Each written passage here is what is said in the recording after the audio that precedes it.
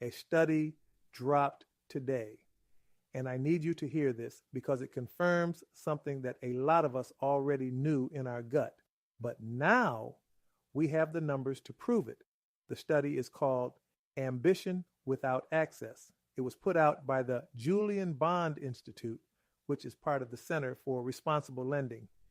And it is the first nationally representative study that actually looks at how wealth aspirations differ across race and generations, not assumptions, not opinions, data.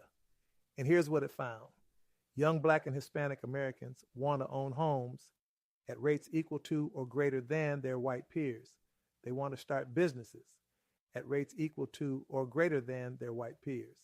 They want to retire comfortably, build generational wealth, and leave something behind for their children at rates equal to or greater than their white peers. Let me say that again. The ambition is there. The desire is there. The drive is absolutely there. So why is the wealth gap still this wide? That's what we're breaking down today, because this isn't a motivation problem. The study is very clear about that. This is a structural access problem, and the difference between those two things, it changes everything about how we approach building wealth in our communities. Let's start with the home ownership numbers, because home ownership is still one of the most reliable paths to building wealth in America. It's how equity gets passed down. It's how neighborhoods stabilize. It's how generational wealth begins. Here's the reality right now. Among millennials, 66% of white households own a home. For Black millennials, 32%. That's not a small gap. That is more than double. But it gets more specific than that. The study found that only 23% of Black millennials who aspired to home ownership actually achieved it. Meanwhile, 51% of white millennials who had the same aspiration got there. Same dream, very different outcomes. And for Gen Z, Black Gen Z home ownership actually fell from 16% in 2023 to just over 14% today, going backwards, while white home ownership rates for the same age group climbed. Now let me give you the wealth gap in the clearest terms possible. For every $100 in wealth held by white households in America, Black households have $15. 15, not 50, not 30, 15. The median white family has 6 times the wealth of the median Black family. 6 times. And here's where it gets structural. Black home buyers are twice as likely to have their mortgage applications rejected as white home buyers with the same financial profile. Black workers earn 79 cents for every dollar earned by white workers. And only 9% of recent Black home buyers were able to use a family cash gift for a down payment, compared to 15% of white home buyers. That last one hits different, because that's not about individual choices. That's about whether your family had wealth to pass down in the first place. And if they didn't, the cycle continues. So I want to be clear about something. If you are a young Black or Hispanic person who has not yet built the wealth you aspire to, this is not a you problem. The data says you want it just as much as anyone else. The data says the ambition is absolutely there. What has not been equal is the access.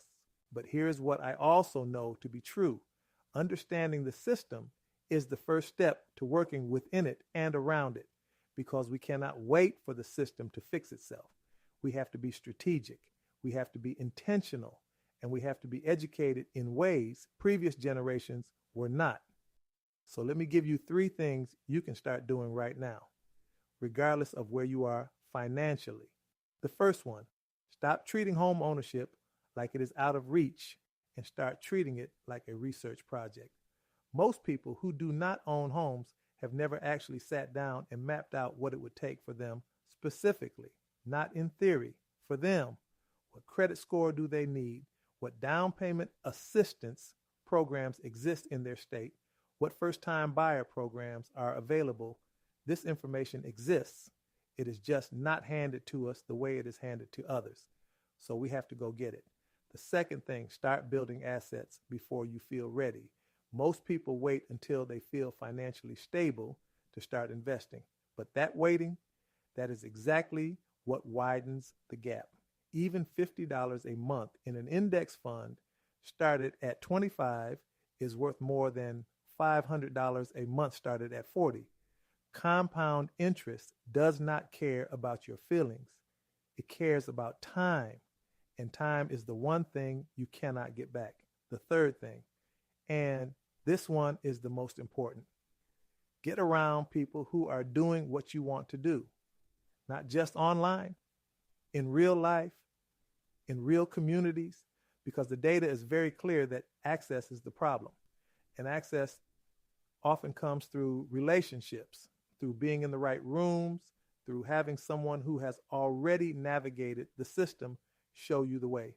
That is literally why I built Harmonies of Wealth Building, because I looked at studies like this one and I saw the gap between aspiration and achievement.